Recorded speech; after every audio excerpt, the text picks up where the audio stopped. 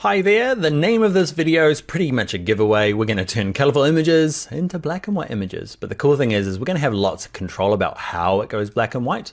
Same with this one, black and white it. Okay, color, black and white. We're even going to add a tint to recolor it. All right, exciting times. Let's get into it in Photoshop. Okay, so to get started, let's file open. And let's open up two files from the color folder. It's called black and white. There is an O1 and an O2. We'll start with O1. Now there's a few ways in Photoshop to make things black and white. The best way, in my opinion, is under adjustments. There's a slider here.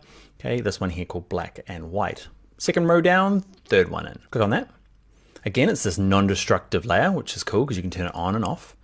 And up here, okay, depending on what you last did, okay, you might set it back to default and it's made it black and white. Now, what's cool about this is that it is adjustable. So if I turn this eyeball off, you'll see that this is kind of considered reds, right? But let's say when I convert it to black, it's this gray, but say I want it to be darker. The reds, I can drag this way. You can see you can kind of like, you got more control about it going black and white rather than going full black and white and then trying to fix it with something like levels. You've got this kind of full control here. So you just go through and decide like how you want this thing to do. So let's say I find that too dark. So I'm just going to raise the reds. Okay, I want this color here. What color is it? It is like a cyan. So I'm going to grab the cyan to try and make it lighter. I'm trying to make it a little bit more monochromatic, I guess. So you just work your way through until you find something you're happy with. Now, one little tip for you is this option here. Okay, if you hover above it, it's got a terrible name. Okay, it's got this drag an image and modify slider. Okay, so you can click on this little hand here, and what it allows you to do, instead of having to like work out what color that is, you saw before I turned the eye on and off, I'm like, you're cyan, you're magenta, and then turning it back on and trying to adjust them here, you can actually just drag on this. So I've got this selected, goes a darker color, and let's say I want to darken up this, I click, hold with my mouse, drag it right to make it lighter, drag it left to make it darker. So often this is just easier. Okay, I'm just gonna kind of just drag them around. Maybe the background needs to be a little bit lighter. So it picks the colors for you. Say this guy here, I want you to be a bit darker to match this. Now, obviously the colors are being used in more than one place. So you will find that, okay, you might have to rob this one and kind of deal with the consequences where the color's being used over here as well.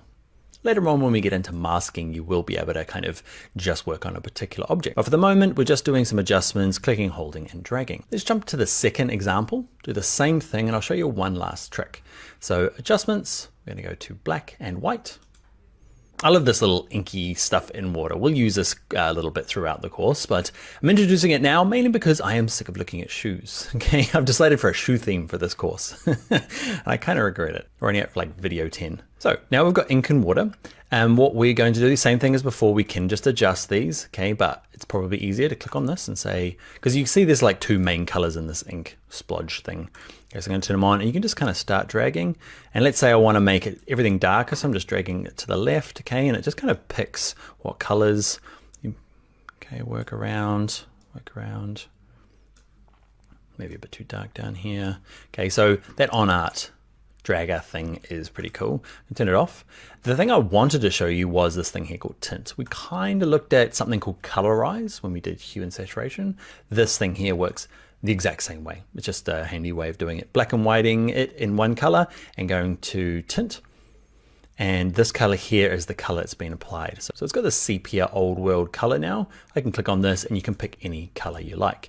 So you drag this hue slider up and down to find the kind of color range you want. Let's say I want kind of a warm pink. Click OK. And now when I go to my little on art slider here, I'm going to decide to drag it so it's just a bit brighter. Cool, huh? So it's a good way of, you're meant to be using it just to tint it, but we've totally colorized this thing here.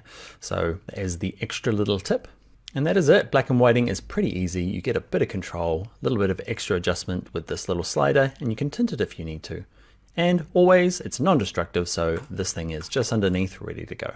You can delete this layer by clicking it, and see this little trash can down here? You can delete him. I'm super happy with myself, so I am going to leave it here, and yeah, I'll see you in the next video.